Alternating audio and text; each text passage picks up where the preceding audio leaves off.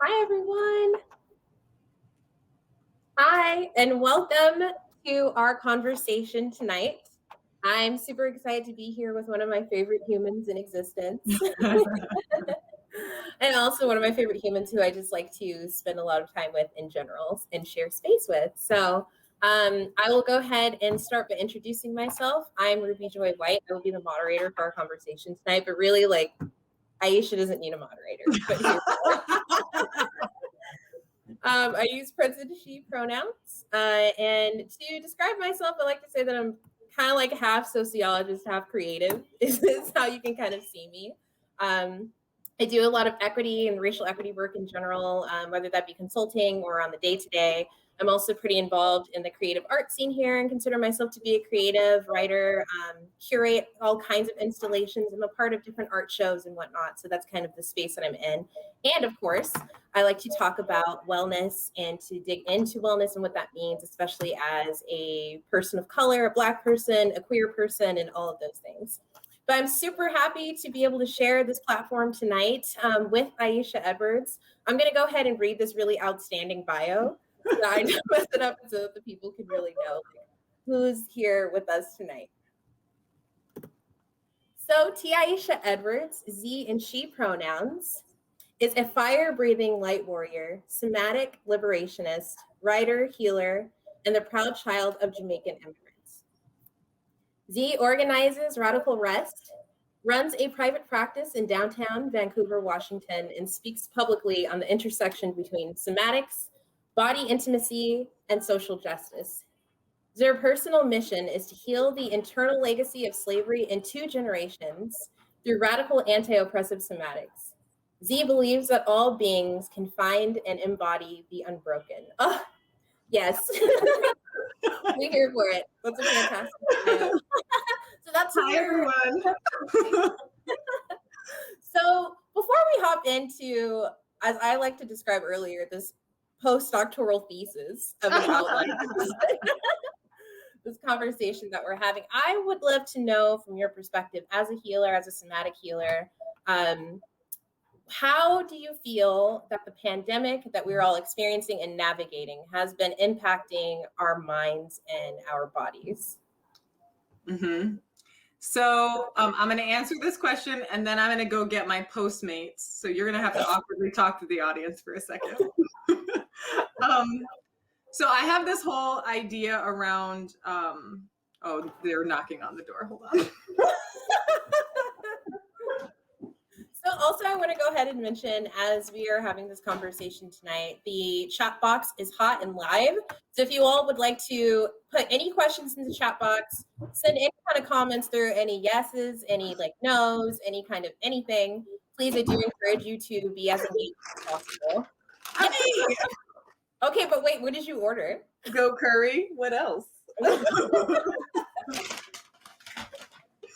My favorite food. Okay, so this idea between self-wellness and the pandemic. I have this thought process around this idea of what I call the trauma umbilicus, right? And so when the pandemic hit, and of course we've had different iterations of how we've been experiencing the pandemic over this last year. Can't believe it's been that long at this point. But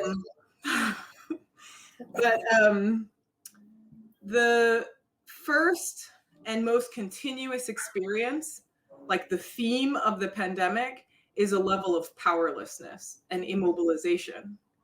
And immobilization is one of the 3 factors when an event or an experience is registered in the body as trauma. Immobilization is one of the things that makes trauma.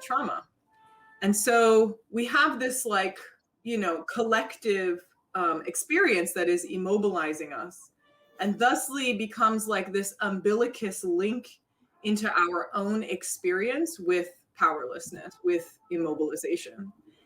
And because our bodies are not capable of just having I can't just feel the powerlessness right now of this moment of this pandemic.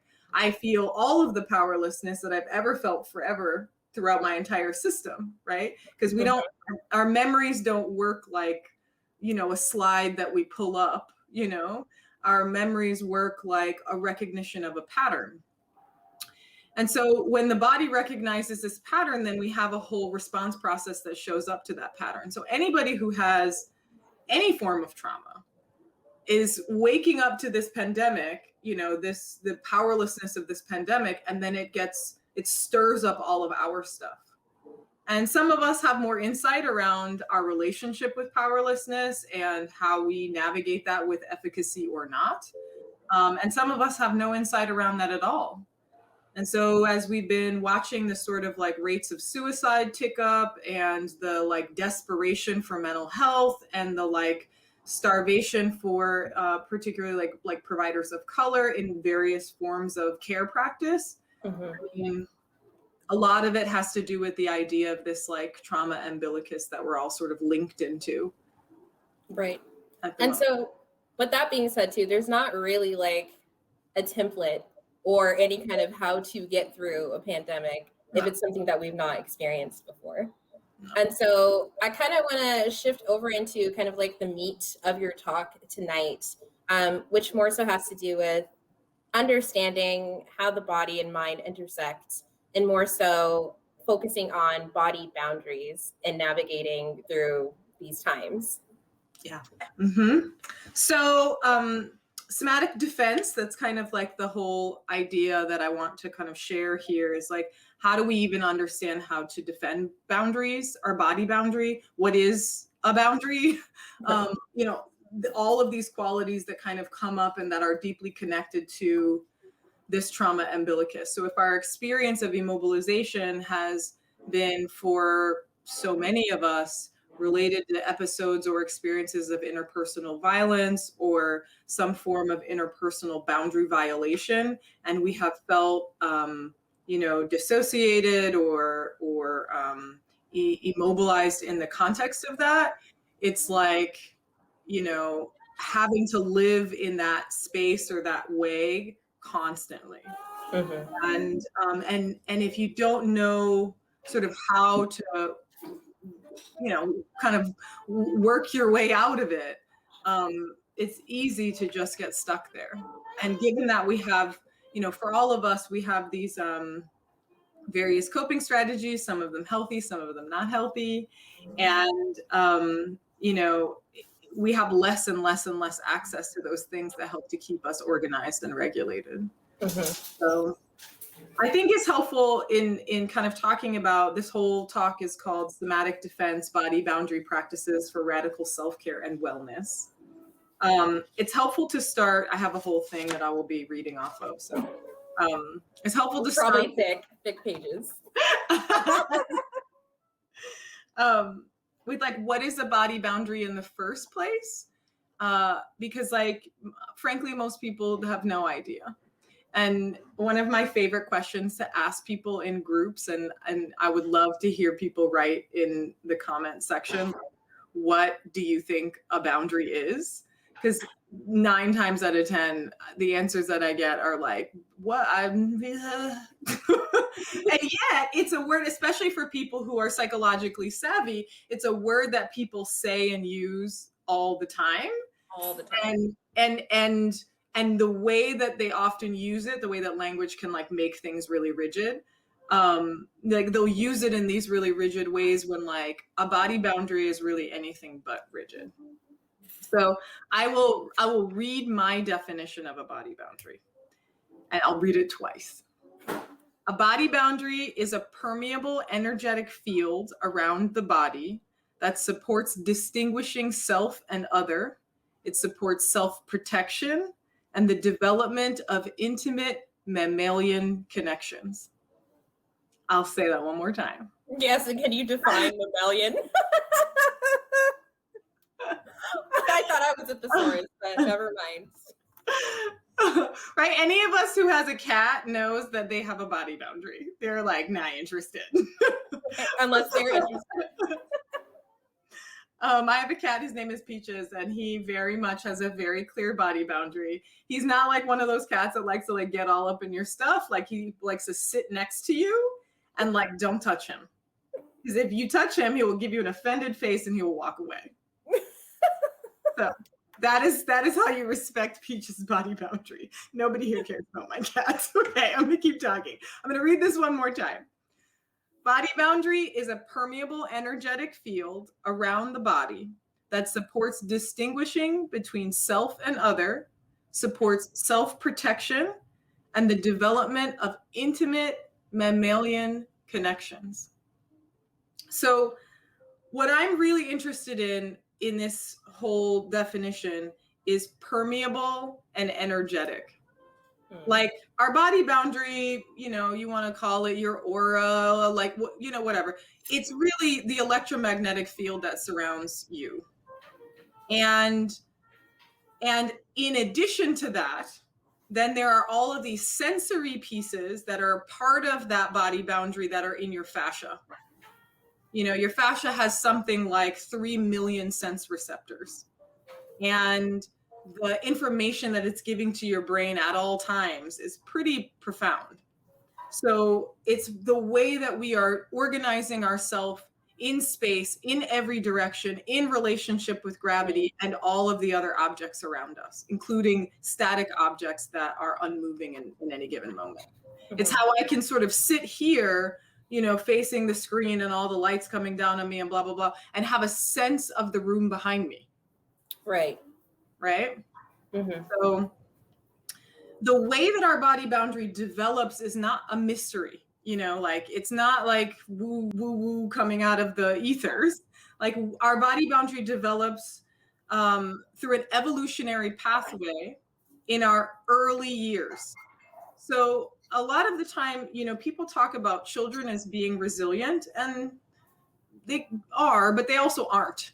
And especially if they're under the age of 7, the things that happen that impact their worlds around them have a stronger likelihood to have a more global impact in how their bodies are organized and how their bodies are operating. So as a provider, I specialize in working with early developmental trauma. So I specialize in working with trauma under the age of 3. And one of the kind of burgeoning parts of my practice is working with in utero issues and birth-related trauma. And when we have this kind of trauma that's really associated with like the developmental sequence, the entire body organizes around that.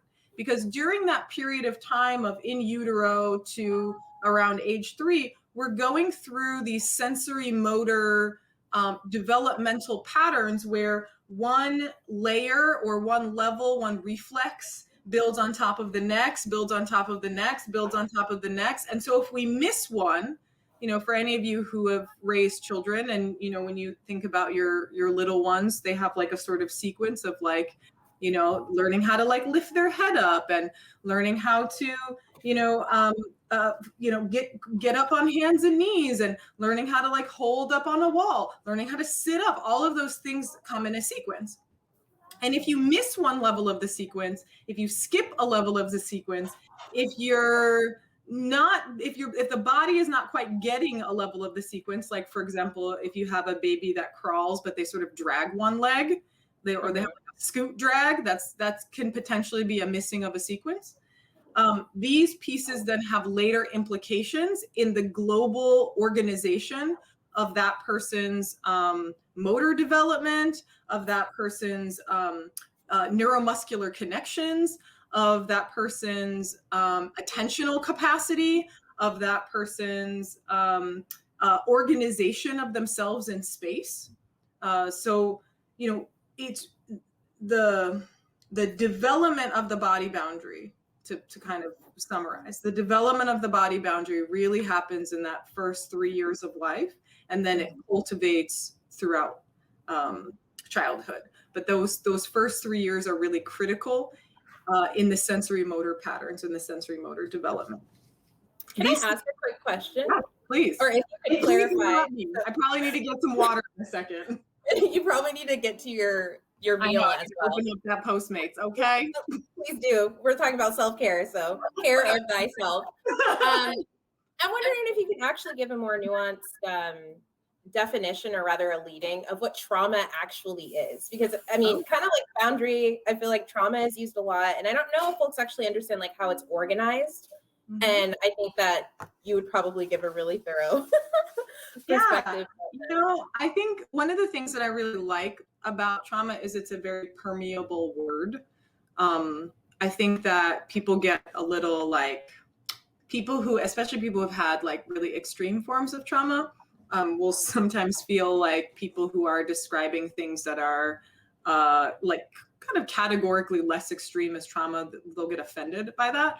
But it's important to remember that like there are what trauma actually is perception. The perceived experience creates is what makes a trauma a trauma. So there are three factors that make experience, an event, or a set of experiences or environments traumatic. The first is that it overwhelms the autonomic nervous system. So if you're a person who has a very, fragile autonomic nervous system, or an autonomic nervous system that has very little capacity because the organization of these sensory motor systems were not developed correctly, if you're a person who has that sort of like non-robust autonomic nervous system, you're getting overwhelmed by smaller things than other people. And so something that, for the next Joe Schmo is like, whatever, for you could actually be traumatic because of how flooding it is. So number one, that it is something that overwhelms the autonomic nervous system. Number two, we feel a sense of immobilization, like we can't act, we can't do anything about it. We feel a sense of powerlessness. And again, it doesn't have to be a real powerlessness. We just have to perceive ourselves as powerless in the face of whatever is happening.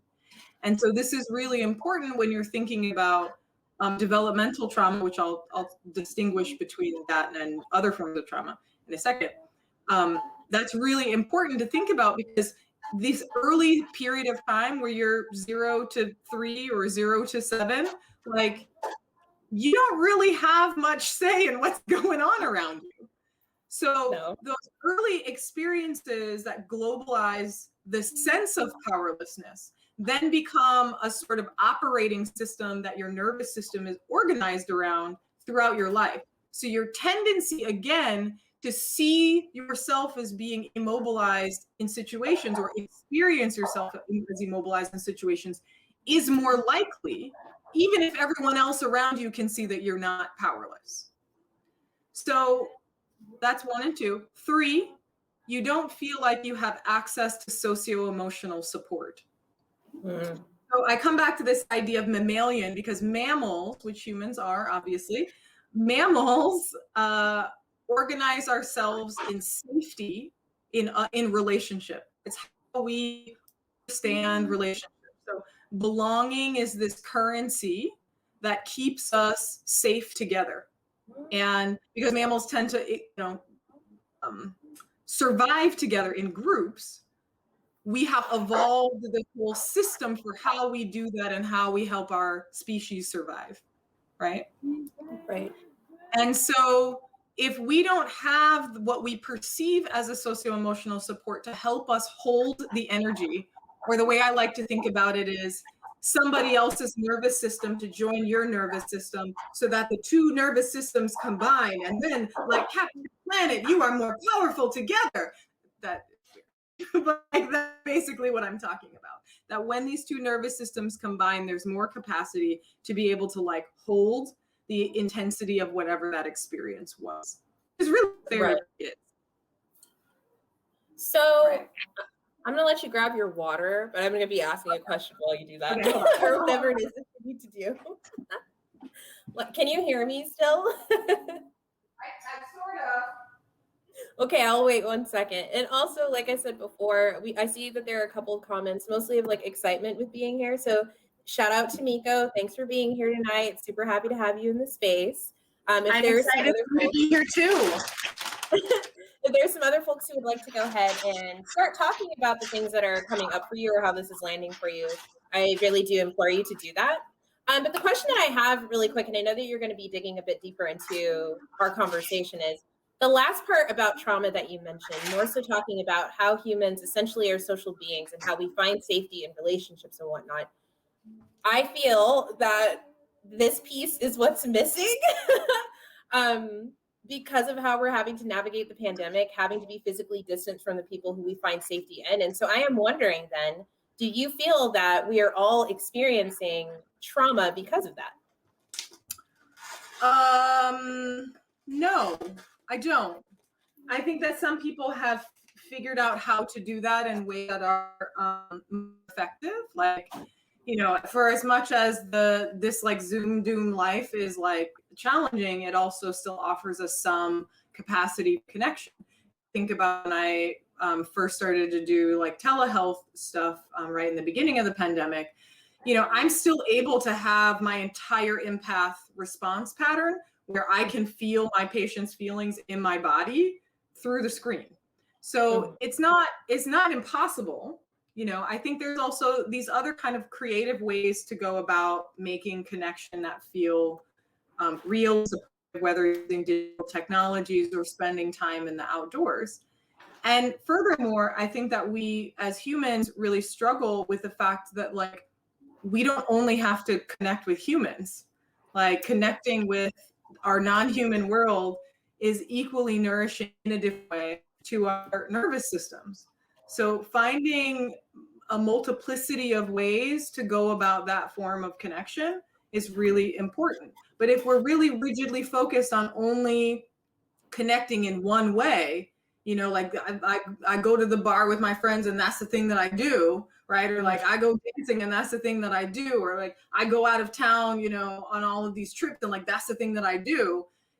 If there's no flexibility, I mean, in general in trauma, what we're looking for in healing is flexibility.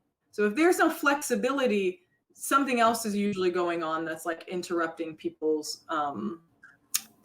capacity for connection. Okay. So yeah, and so that's one. And then two, you know, other folks are living in different ways anyway, you know, living in ways that are more mutual aid supportive, living in ways that are more communal. And those folks are already set up for a little bit more interpersonal nourishment than folks who are living alone or, you know, living with just one housemate or, you know, something just with their family or, you know, whatever. Right. And when I say their family, I mean they're like nuclear Western. Like their unit, their cluster. Yeah. So thank you for that. And that's really helpful for me to figure out how I've still been able to find connection, even though I'm somebody who likes to be around other people. And mind you, I don't live alone, but I only live with one other person, but also find that connection with, say, my puppy as well. And so I'm going to pause really quick because I want to go ahead and go through some of the things that our audience members are saying. Okay. And as you're pausing, Ruby, do you want to know the disaster of my life right now is that these people gave me food with no utensils and I cannot. Oh my God. There's no utensils here. That's terrible. My food is just gonna look at me. Basically, they're judging you for like not cooking your own food. They're like, no. Rude. It's very rude. So Danielle Zimmerman is saying preschool teacher out here, love the 0 to 3 references in background. Yeah. Right? Let's see. Heart healthcare for artists. Over here. Right? Heart healthcare for artists says, I appreciate the definition of boundaries. I find that we get so stuck on repeating phrases that we forget to fully understand the meaning and power of words we are using. Yeah. Absolutely. Yeah. I think you froze a little bit. Still a little frozen.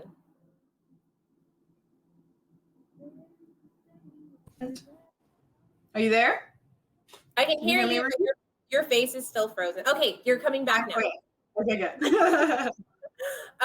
Marissa Wolf says, this conversation is both gripping and illuminating. Thank you. And lastly, Galen says, this explains so much. For example, my daughter lost her twin sister at birth. That early trauma I've struggled to understand. When I see it playing out today, and she's 15. Wow, I can't even imagine. Galen, that's That is, there's so much there, because like even in the womb, there's twins are so relational, and that like first experience of like coming into the world being loss that's huge. That's really huge. If you want to make some connections with some folks that maybe can help her, I have some good resources in our like Portland Metro community that would be a good support. And so we can follow up with you, Galen, or I can follow up with Galen for those resources. And then lastly, before we continue, Miko says, would being outdoors and in nature count as a connection, similar to pets and humans? That's an easy answer. Hell yeah. Galen, hell yeah. Or not Galen, sorry, Miko. I saw Galen say I would appreciate that. Okay, perfect. Yeah. All right, so we can continue on with our... Yeah, so to give another, like a little bit about trauma, there are sort of two kinds of trauma that people talk about regularly, and then one that I think is important to also talk about. So one is developmental trauma, which is what we're sort of describing, and frankly is the kind of trauma that we don't usually acknowledge as a culture. Developmental trauma is really unique because it shapes the way that somebody's body functions. When we're little, we really need these like socio-emotional connections and sensory motor movement patterns and all of these things to develop the brain-body communication pathways.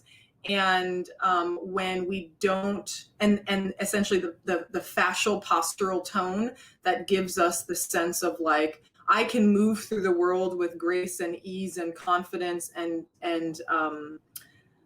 like an embodiment of like, I'm here and present. Whereas, you know, shock trauma is like an event that happens. And it's not to say that developmental trauma doesn't also include shock trauma, but developmental trauma doesn't have to have specific shock traumas to be a trauma. And this is particularly challenging for people who have developmental trauma but don't have shock trauma, because their experience of themselves is often, I don't know what's wrong with me. When the two are together, that's called complex trauma. And one of the challenges of developmental trauma is that you're much more likely to have complex trauma later in your life, to accrue traumas the more that you are traumatized. Simply just because, again, like I was saying earlier, that if you have developmental trauma, your nervous system is not likely to be very robust. And so you're going to be overwhelmed by stimuli pretty quickly and pretty easily. The stimuli could be innocuous. It could be light, sound, sensory, any other kind of sensory cues. It can be the orientation that somebody is to you in space. It could be background noise. It could be a whole host of things that create stress and tension for people. Like I'm even thinking of somebody that I knew who they had, like when they would look out on like wide open spaces, because of the way that the eyes organize in the early sensory motor development, like they had trauma physiology on those reflexes. And so when they would look out on a wide expanse, they would start to have a panic attack. You know, and if you don't understand what's happening to you, you know, you just think you're weird or that there's something wrong with you. Right. But when somebody's able to explain it in that context and then give you exercises or movements or essentially like kind of physical therapies or somatic therapies to help to shift those patterns, then it's like you get to live a completely different life, which is very cool. Mm-hmm. And so based on that information, one question that I do wonder is, does everybody experience trauma? I think everybody has some form of trauma, yeah, have had experiences in their life that they could or would describe as traumatic. You know, the degree of how intense that trauma is varies from person to person, you know. But yeah, I think the daily traumas, especially in the context of a society that is dysfunctional, is par for the course. And that brings me to the third form of trauma that people don't talk about, which I think is important to talk about, which is societal trauma. For those of us who have identities on the intersectional spectrum, navigating the trauma of living in a culture that continuously holds your identity as less than is a part of daily life, of like having to work through this, frankly, I would describe it as an identity shame that you're constantly being bombarded with and having to overcome and overcome and overcome and overcome. I mean, at its most elemental, it's an identity shame. At its most horrific, it's like murder and death and genocide and, you know, all these things. Annihilation, essentially. Yeah. Right. And so by intersectional identities, you're talking about those more marginalized sociocultural identities. So those folks of color, queer folks, trans folks, non-binary folks, folks who exist within the marginalizations of, I want to say, societal reality. Folks of disability, folks who are working poor or impoverished, folks who are homeless, folks who are incarcerated, anyone on that spectrum of marginality. Right. And so when we're talking about the organization of all of these traumas, I am wondering now, like, what are some techniques, or rather some strategies that folks can kind of tap into? I think, wait, how long is our talk? We have 30 more minutes. Okay. Let me contract all of my thoughts. Which I know is hard for you. Because in order to even, one of the things that all of my people that I work with do is they jump too fast to, what do we do to fix it? And so much of how we heal from these forms of trauma is we slow the process down, and we stay first with like, what's happening here? Like, what's the information? What's actually coming through? And I think that it's in order to kind of grasp how the body boundary works, we sort of have to have some information about the body boundary. So the body boundary is sort of like the paying attention systems. And so we have a number of like sensory systems that are part of our body boundary. They include our vestibular system, which helps us organize ourselves to acceleration, position and posture, and gravitational direction. It helps to trigger motor reflexes. It helps us maintain our equilibrium if we get, knocked off of our footing, and it helps us coordinate motor functions. So oftentimes people who have motion sickness have difficulty with their vestibular system. Our proprioceptive system tracks where the body parts are in relation to each other and movement in general. It supports maintaining muscle tone, which is, I can't even express how important that is and how you feel in the world. It supports maintaining muscle tone, the sort of organizational map of your body. So a lot of the people that I work with have what's called kinesthetic amnesia, where they can't feel parts of their body. So it's really hard to orient yourself in space and feel safe if there's whole parts of your body that you can't track. It's also impossible to be able to clearly move in the world if there's whole parts of your body that you can't track. If there's whole parts of your body that are not giving you information about who you are or what's happening for you. So that's a really big key. It also helps us with learning kind of motor patterns and like general coordination. And the tactile system, which helps us track touch, pain, pressure, temperature. Again, if we have kinesthetic amnesia, these are whole things that we are not tracking, and it increases the likelihood that we'll have a shock trauma. Like, I burn myself because I can't actually feel how hot something is. Like, that's a big deal. Or I bump into things all the time because I actually can't feel the whole left side of my body after I had that car accident. That now I have all of these, this experience of trauma through my proprioceptive system on one side of my body. So this is how one trauma then kind of blends and blends and blends into other traumas. And then the the auditory and visual systems are also parts of how we orient ourselves in space and sense the world around us. And it's that felt sense that gives us or helps us track what is safe and what's not safe, who is safe and who's not safe, where is safe and where is not safe. And if we don't have full access to all of these things because they've been either not integrated correctly or because they have been compromised because we've experienced some form of shock trauma, then we're sort of walking around the world half blind, if that makes sense. Well, I'm not going to get into a whole bunch of this reflex stuff, but what I do want to say is that there are a set of reflexes. They are 3 different kinds. One, they're called neurodevelopmental or primitive reflexes, equilibrium reflexes or writing responses, and the like early motor reflexes. Those reflexes are all what help to organize our sensing systems and coordinate through the cortex. So if we don't develop that healthy coordination through the cortex, that's what sort of creates this like loss of connectivity with self. One of the ways that I sometimes talk about that is that in order to exist when you were a little person, if you have this kind of developmental showing up, in order to exist as a little person, you had to be out here. Like being in your body wasn't safe. So the way that you existed, the way that you survived is that you came out here. Well, if you're out here, you can't really defend your body boundary. So I want to do some practices with folks that will help us kind of get into the body a little bit and to just kind of explore some felt senses. So I'm going to get down on the floor since I can't eat my food and it's just sitting here laughing at me.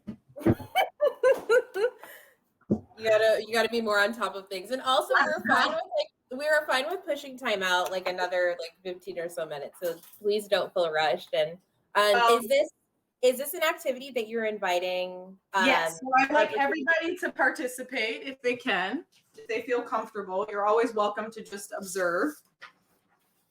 This first one that we're going to do is just a meditation. And the second one we're going to do will involve some auditory experience. Let me tilt my camera a little bit. All right. So we're going to do just a little bit of like listening within. So feel free to find a position that feels very comfortable to you. I often invite people to lie down as we're working. One of the ways that we can maybe bring some depth to the breath and help to support kind of coming into our lower rest and digest tone is we might bring our legs up onto a couch or on a chair, or you can even let your legs rest up on the wall. If that is available to you, if that hurts your lower back, you can put a cushion behind your lower back. Just opening some space to just find breath. In all of somatic practices, the most important place that we start is a place called yield. And yield is just this space of resting into a supported surface. For those of you who have babies, you know that when they're first born, they really can't do anything but yield. So our first organization in the world, our first orientation to gravity is about this place of connecting with supported surface and the felt sense of gravity coming through the body and the ground reaction force pushing up on the body. So just take a few moments to let yourself settle into some breath and this space of yield.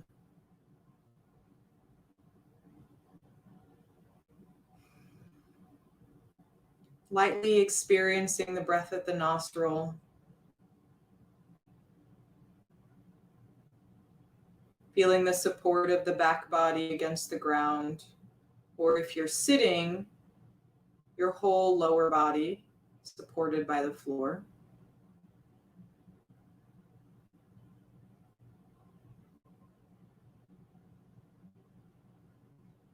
And the first channel of awareness that we're going to bring some intention to is the skin. So bring your hands to your shoulders, maybe like so. Or you can rest your hands here if that feels okay for you. This is the beginning of the lung channel in traditional Chinese medicine.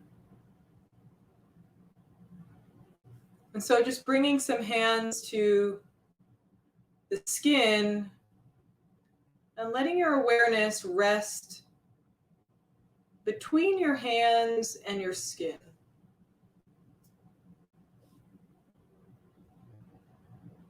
Bringing some felt sense to how is the skin doing.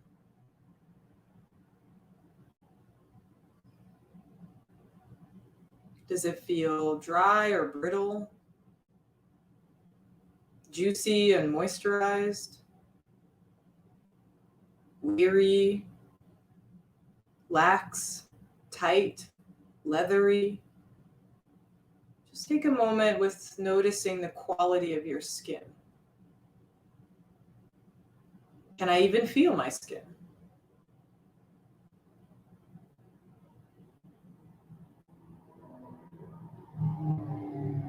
Does skin feel different in different places?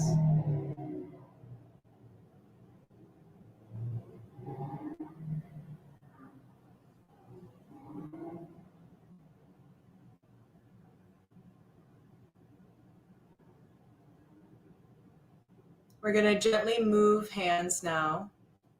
We're going to bring the hands to the heart with just a little bit of pressure, just a very little bit of pressure down toward the belly button. And so here we're going to explore fascia. Fascia or connective tissue is that layer that's just beneath the skin. But more accurately, fascia goes through every tissue in your body. It's connected to your skin, it's connected to bone, it's connected to your organs, it's connected to your muscles, it's connected to your brain.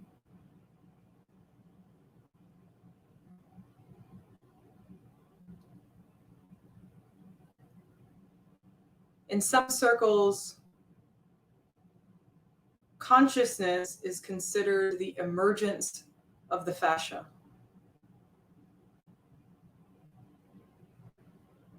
That all of the sense receptors in the fascia are what we understand consciousness to be. So just taking a moment to feel into how's your fascia doing? Again, is it tight, achy, sore, electric?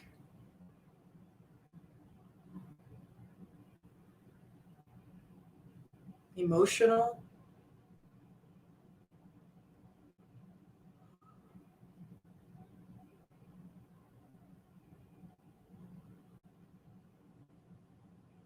Soft?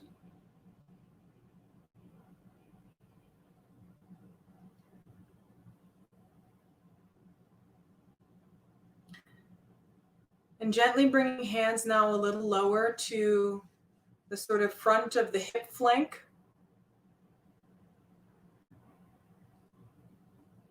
Or you can rest your hand on the right side of your body at the lower part of your ribs. And here we're going to examine muscle. The hip flank is in a little bit of an easier place because it's a large muscle. And so letting your attention sink deeply into your body and just noticing what is the quality of this muscle. Now, if you're holding here at your ribs, you have the intercostals here between the ribs, which are small muscles. Whereas if you're here on the top of your quad, it's a large muscle. So just paying attention to what's happening at each of these places. Is the muscle achy? Overly constricted? Does it feel loose and easy? Spacious? Tired? Unused?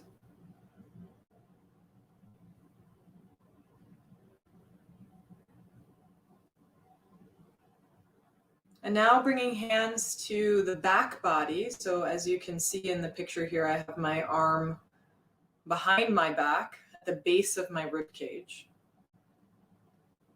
So we can either hold arms like this, or we can hold the lower parts of the back of the ribs like so. Here we're going to examine bone. You can also hold the back of your head. That feels more comfortable to you.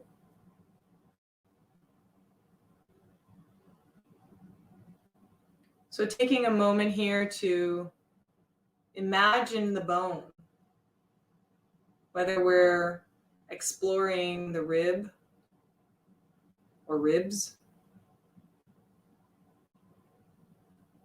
or feeling the vertebra,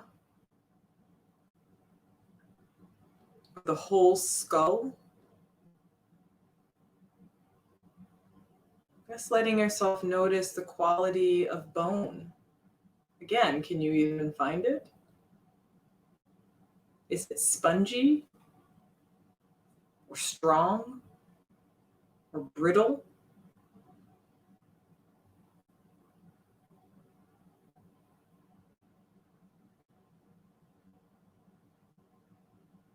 Each of these layers is giving you information about how your body is experiencing itself in space.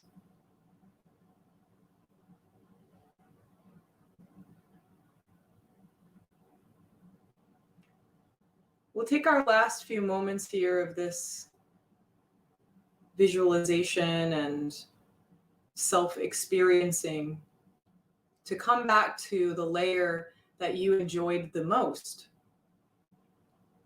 So of skin, fascia, muscle, and bone, what felt the easiest for you to be in?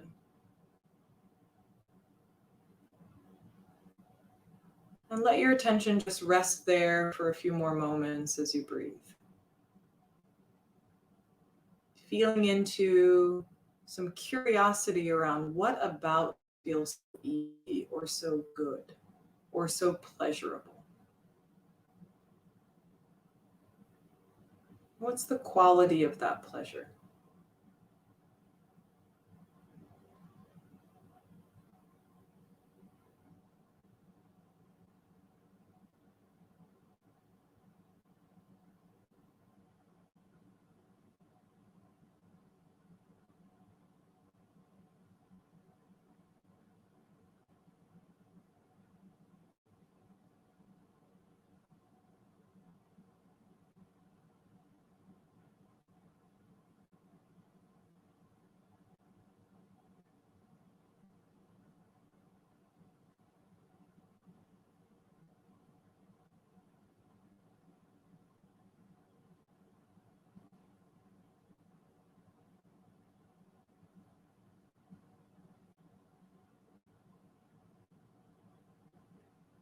And take a moment to let yourself reorient to the room around you by opening your eyes and letting yourself come back into the space with consciousness in the eyes and fingers and toes, a little gentle movement in the body to wake up the tissues. And if there's anything that you noticed about any of these layers that you want to share, please feel free to post them in the chat. We'll talk a little bit more about them or answer any questions. If we have a little bit more time, I'll do another leading, but for the moment we can do a little bit of chatting.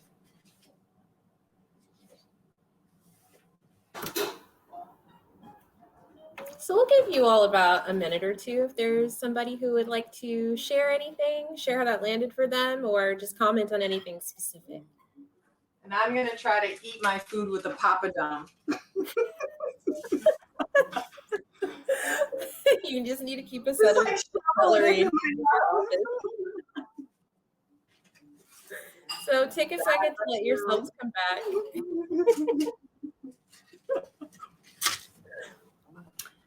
Yeah, how was that for folks? Anybody have any thoughts, feedback? Like, oh God, I can't feel my body. Or has anybody possibly not experienced that or done an activity like that? And how did that feel for you? And you're kind of frozen again, Aisha. I don't know if you can hear me, but you're still frozen.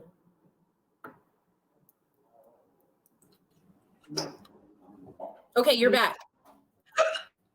Sorry. You're back. All right. It's very spicy.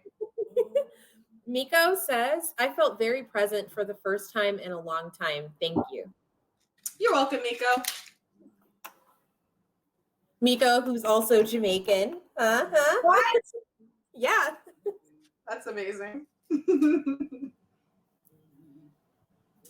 anyone else have any questions or? I think not at the moment. Okay.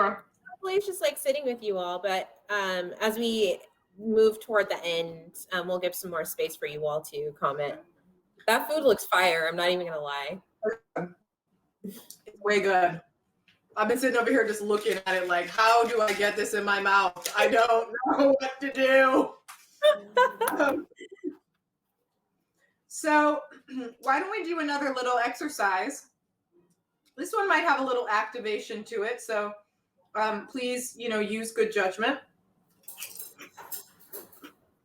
Oh, somebody also just said, Yumari says, body scanning is difficult for me, and I found myself getting distracted, but hearing your voice focused me back in. Mm-hmm. Yeah, sometimes we need a container. Again, I know.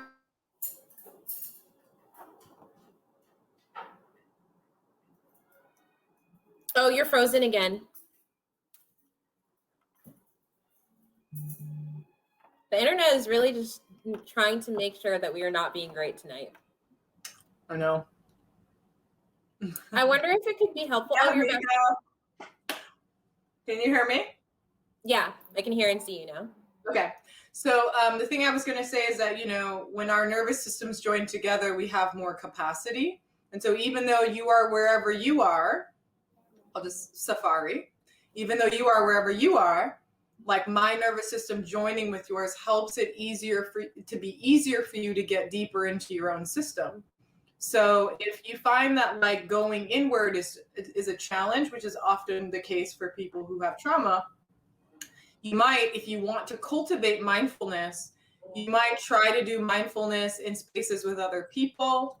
If you have a partner or a pet, having them touch you while you are doing mindfulness can be helpful. So that touch doesn't have to look like anything other than even just like resting against the person. So using some of those kind of nervous system hacks, basically, to help you be able to get deeper into the work. It's full of bones, though. They left all them bones in there. That's how you know it's fire. You know? They just hacked it right up. Right. So we'll give about a little bit more time for folks if you all want to. And also, as we continue on with our conversation, feel free to just keep dumping things in as you have been, and we will definitely just get to everybody's comments. Mm-hmm. But I want to go ahead and make sure that we can shift over to our next kind of activity. And like Aisha says, it could cause some activation. Mm-hmm. Can you kind of go into what you mean by causing activation? Yeah, so like when you start to feel a little bit of like a flutter, or like I feel a little uncomfortable, or I feel a little uncertain that this is like, some signs of the exercise might be too much. As you start to feel contracted, you feel your muscles constricting, especially if you feel like you're out of your body for any reason, If there's a tunnel vision or anything like that that's coming up, just feel free to stop, come back to yield, walk around the room, anything like that. If you feel like a sense of like exhaustion, or those are all signs that it's too much. But this exercise is called 3 no's. So I'm gonna change my positioning again and stand. And I invite you to stand with me. There's rice all over my office. So, okay. I'm going to stand back so I'm a little better, more visible on my anti-fatigue mat. So we're just going to take a moment to let yourself just find your feet on the ground. If it feels better to have hands on your chest, on your tummy, you can feel free to do that, just to give a little tactile cue of soothing. But find a positioning that feels really good for your body and let your feet really come into the ground. We're going to do no's at 3 different levels. So I'm not going to make them auditory because I'm on camera and on mic and I don't want to yell at you. But the 3 different levels we're going to do is at a whisper, at a normal speaking voice like this, and then shouting, if you're in a space in which you can shout. And then the 4th one I'll have you do is saying 3 no's at any of those volumes that you want in a mirror. The first time, we'll take a moment to reflect, and then after each time, we'll do the same reflection.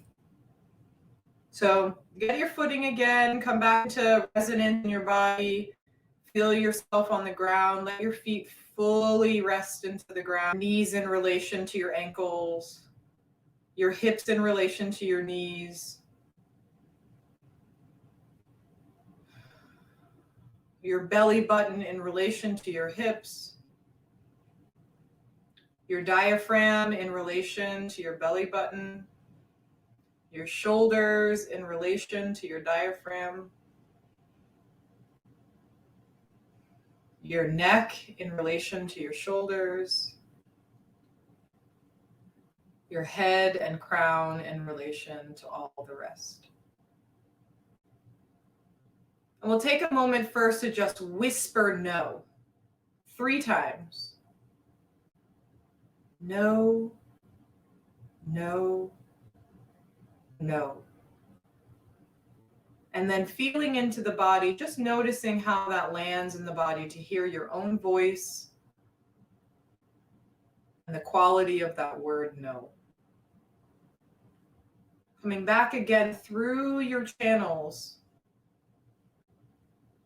of skin, fascia, muscle, bone. If you'd like to, you can practice it again. No 3 times. And just noticing each of your channels of awareness.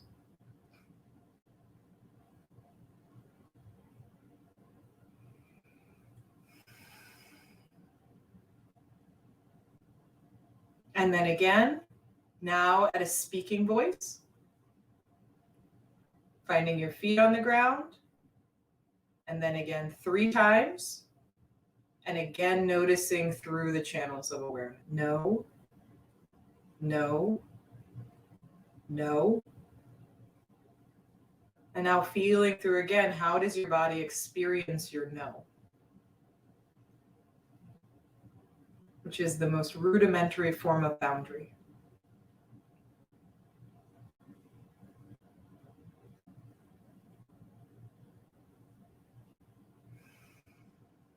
And then as you're ready, if you're ready, we'll move into our shouting.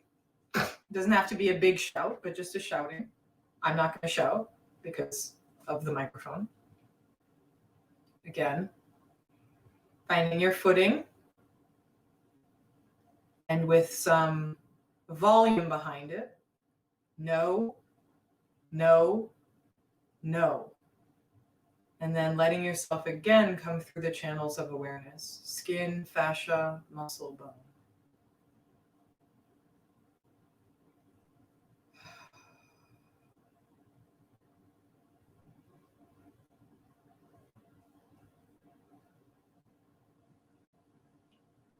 And then lastly, if there's a mirror present, or you can step into a room with a mirror, like the bathroom, we'll do the same exercise again, and you can just 3 times find whatever level of vocalization you'd like.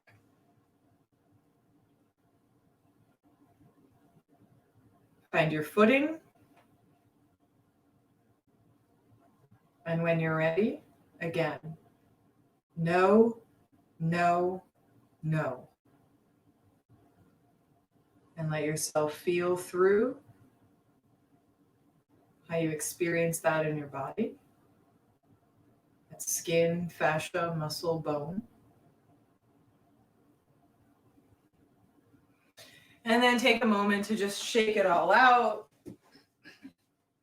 We'll come back together again to do a little bit of talking, connecting. If you need another minute, let yourself just kind of orient yourself back into your space, your home.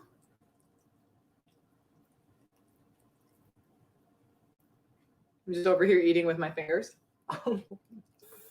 Yeah, that's that. I'm trying not to eat on camera, Lean. So folks, also feel free to share how this one landed for you. Yeah. And I know that like me doing this exercise in the past has definitely caused activation. And so do whatever you need to take care of yourself if you need to step away or drink some water or anything like that too. Mm-hmm. And also, I want to go ahead and thank you for actually showing us techniques that we can utilize center and kind of do those body scans and whatnot. So I hope that for folks who are here with us tonight, it makes a lot more sense applying the things that Aisha has talked about to some of these movement techniques. And I would say that these are more awareness building techniques. Like, I think that we can't really have an efficacious relationship with our body boundary if we don't even have awareness of it. So more than anything else, these are cultivation strategies and not even necessarily defense strategies, because I think boundary self-defense is such a complicated subject, because there's the level of like, can you even hear your body's no? And once you can hear your body's no, can you respond to your body's no? And then once you can hear and respond to your body's no, are there other energetic forces that are also like trying to cross your body boundary? And that's a whole other conversation. So obviously, you probably need a month to talk to all of us to, you know, get everything done. But I know that we are running low on time. Yeah. And so I want to go ahead and offer you the space to maybe talk through your last bits of content for this evening, and then give a little bit more space for folks who do want to ask a bit more questions or comment and whatnot. And then we can kind of just wrap up on our time today. And then of course we'll let people know how they can find you and access your work and read your blogs and listen to your podcast. So you all will be able to still have Aisha or exposure to her after this. Really quick, Nico said, I really like the term awareness techniques. These exercises definitely helped me exonerated more awareness, is what I think that Nico's saying. Yumari says, whispering the no's to me felt the most vulnerable. I felt shivers, goose pimpling on my arms. The shouting was the easiest and most surface. What might that say? Yumari, I'm wondering, and this is like just probably like a little exploration exercise for you to think about, is it easier for you to be like boundaried it with strangers or with people that you don't know very well, or with people who are not intimate figures in your life, but that the closer that someone comes in, the harder it is to say what the boundary is. That's often the case for people who have had, challenges in their closest relationships in their lives. It's easier to be kind of public, but more difficult to be private. Yeah. Umari says that is correct. So practice whispering no. It will help. That mouthful. I know, it's bad.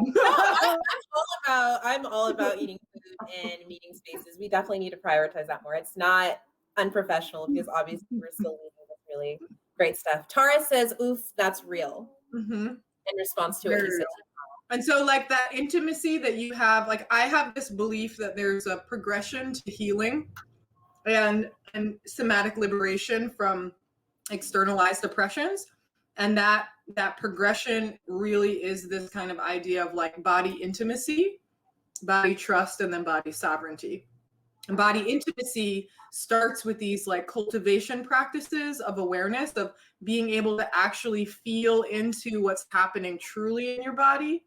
And once you are able to do that with some consistency and regularity and a sense of like, I understand how I am and my response patterns don't frighten me, then you develop a sense of body trust. And the more that you trust your body and trust your body and trust your body and trust the things your body is telling you over and over and over again, then you develop a sense of ownership and a sense of like autonomy over your body that is unalienable. And I think personally, the liberation from colonization and capitalism happens through that progression, that once we get to a place where we feel a deep sense of sovereignty and right, a sense of like entitlement and righteousness around our own physical human form, that it can't be, managed away in productivity hours, then we start to have real embodied pushback.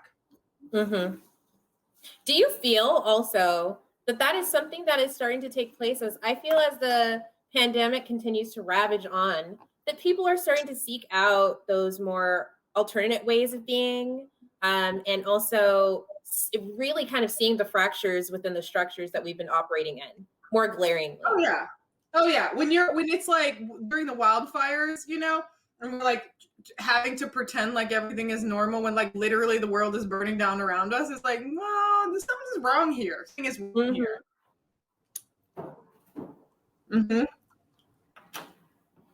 Tara also says, yes, that is a super helpful frame. I'm glad to hear it. With the mouthful. I'm going to need a reference to that place. So what would you like to lastly share with our group today? And yes, we know that our time is limited. You all will definitely leave feeling, I want to say, hungry for more, feeling like something is missing. And that's the whole point of this, so that you can continue to do your exploration on your own. But yes, I'll go ahead and give you that space. Fill time, I'm still chewing. Oh, Aisha's still chewing. And also, if there are some questions right now that you all might have for Aisha, you can go ahead and start funneling those onto our chat function today, before we end our time together. And then I am also wondering, because I did see that on the back end, our friends at Portland Center Stage at the Armory, which thank you all so much for hosting this event with us today. Yes, thank you. Did support put Aisha, PCS. Yes, support PCS all the way. Support all of our arts organizations. Yes, please. If you all do scroll up, I see that Portland Center Stage did post Aisha's website, but I'm wondering, PCS, if you can just go ahead and post that now so folks don't have to scroll back through. And also post my Instagram, which is, at full_flight_wellness. Like, I don't even know what my Instagram is. It's terrible. And if you all you're just not big on socials. And if you all do already just follow Portland Center Stage at the Armory, which is really awesome, then you can go ahead and also just find Aisha's page there, because Aisha is tagged on there for the event tonight. So just as an FYI. So go ahead, Aisha, with your closing remarks for us tonight. But you are frozen, so I don't know if you can hear me. Am I back? You're back now. Oh, and thank you, Yeah. PCS, for posting IG as well. Yeah. Sorry, Comcast in this area is just trash. So any kind of last pieces here around this body boundary or somatic defense is, more than anything, the thing I would say is, if you feel a sense of fragility around your body boundary, your energetic boundary, like, find a provider that understands how to work from an early developmental perspective. Find movement providers. Movement healers are really great for working with this stuff. So people who do things like Feldenkrais or body mind centering or the Alexander method, Alexander technique, like, those approaches all involve these like early developmental movement patterns, dynamic neuromuscular stabilization. And there are folks in town who do that kind of work, who do reflex integration work. It will really change your whole life if you begin to explore the kind of earliest of the early that created the foundation of who you are. So, and then outside of that, like, the things, if you want to like find me on things, so I have a podcast that's called Emergent Liberation Collective, with a group of other somatic healers who live in different places. One lives in Marin County, one lives in Boise, one lives in Vancouver, BC, and they're all awesome and incredibly intelligent people. We just put out our first season, and we'll be coming back with another season in summer. So the whole podcast is about embodiment as the vehicle for personal healing and collective liberation. And we are sort of moving toward having like people contribute content as well. So we'd be happy to have listenership, and also to have people participate if they want to offer any things for the podcast. And then I have a website that has materials on there, meditations, and I have this little working. Comcast won't let you be great. You're frozen again. Yes, you're back. What was the last thing you heard me say? I don't even remember. I'll say it again. I have a digital workshop coming out probably later this month or early April, that is about working with traumatized parts of self. And then there's a little booklet that goes along with it on my website. And then, yeah, on my website, there's a blog where I write a lot of essays about somatic themes and how we live out those somatic themes in a culture that's fragmented and traumatized. So, yeah, and they're really great. I'm just gonna say I'm a fan of those blogs. Thanks, Ruby. So thank you so much for being here with us tonight, Aisha. You're amazing. You're dynamic. I hope that you all got a lot from this conversation, which obviously this conversation needs to be way longer, right? It needs to happen way more often. But hopefully it got you a bit more curious about digging deep for yourself and trying to figure out what are those things that you want to do to become your whole self in an uninhibited way. So thanks so much for being here with us tonight. And we hope you all have a great evening and a happy weekend. Thank you all. All right, everyone.